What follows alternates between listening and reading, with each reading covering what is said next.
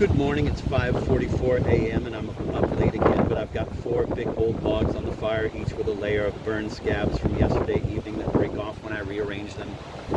The coffee is extra strong this morning. I poured in some from the less good bag so that we wouldn't run out of our reserves in the good bag. Phoebe is disappointed in herself because she didn't say interesting things when a restaurateur came to dinner last night. She appeared, dressed with great care in a t-shirt with tiny sleeves, her bangs perfect in a 14-year-old way, in the living room and listened while the restaurateur told Claire about his drive through in Nova Scotia. I carved off bits of nutty cheese log and scraped them onto crackers. Finally, the restaurateur asked Phoebe how her school was. Phoebe described her science project in which she baked 3 small cakes, each made with a different brand of baking soda, to see which one would rise more. Said the restaurateur. Phoebe went quiet again. Afterwards, she said, I wanted to ask him how you get to be a chef, and instead I just sat there. You told him about your baking soda project. I'm a boring person, she said.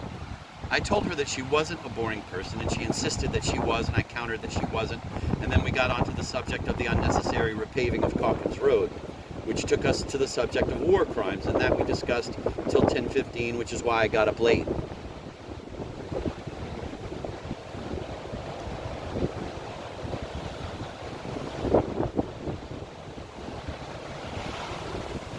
I'm glad there are 52 weeks in the year. It seems like the right number, and there is the interesting congruity with the deck of cards, but there really should be more than 12 months. January is one of my favorites, and we're getting towards the end of it.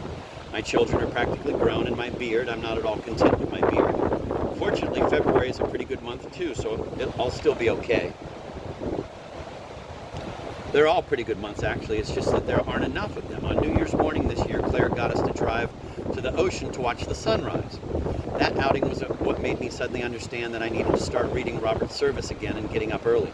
That New Year's outing combined with the time a few months ago when I took the night sleeper car from Washington to Boston and woke up in my bunk and pulled the curtain to look out the window and saw that we were in the station in New York City.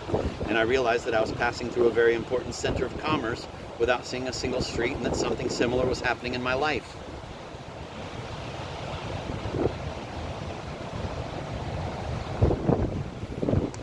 On New Year's Eve morning, we packed 2 thermoses, one of hot chocolate and one of coffee, and we drove for half an hour, the 4 of us, to the little parking lot at the beach. There was a bitter wind that made our pants flap, and several people were there with their dogs, looking out at the places on the horizon where they expected the sun to rise. Some seemed to know where it would come up, and some didn't. One old couple, bundled and hooded in matching orange puffy coats, stood still, halfway down to the water, mitten in mitten. I figured that they would know where the sun would appear, and yes, they did. It underwent some waistline contortions, as rising suns so often do.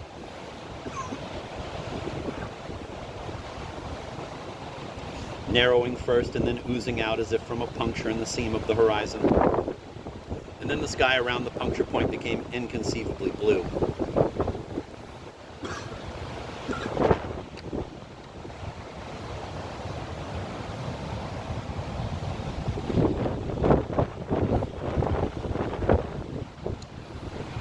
That was this year. Last year for New Year's, I decided that I would shave off my beard because there was too much white in it. I bought an electric trimmer and I began plowing off chunks of coarse fur. Henry watched with interest, but Phoebe became unexpectedly upset. She said that my personality had to have a beard. I must stop immediately, she said. I said I was tired of looking in the mirror at a prematurely white-bearded person, that I had no respect or affection for badger people in their 40s. If, after I finished buzzing it off, I didn't like the results, then I would just regrow it. When I was halfway through, Henry said, Dad, I think it looks interesting, but you need to work some on the other side. Claire said to Phoebe, he's just seeing how it looks. But I could see that when she, Claire, saw me in the mirror, she was a little startled.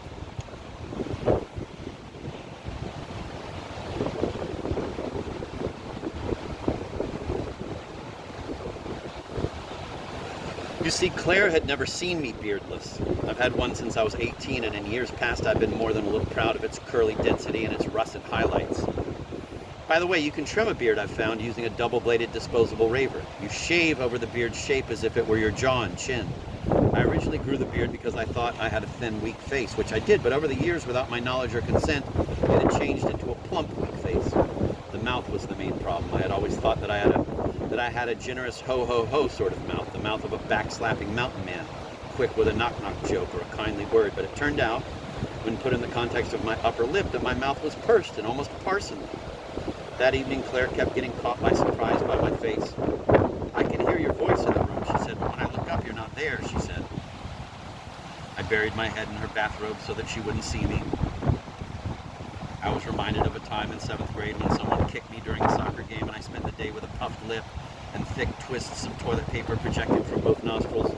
Every time the teacher looked in my direction, he laughed, and then he apologized for laughing, saying that he just couldn't help it.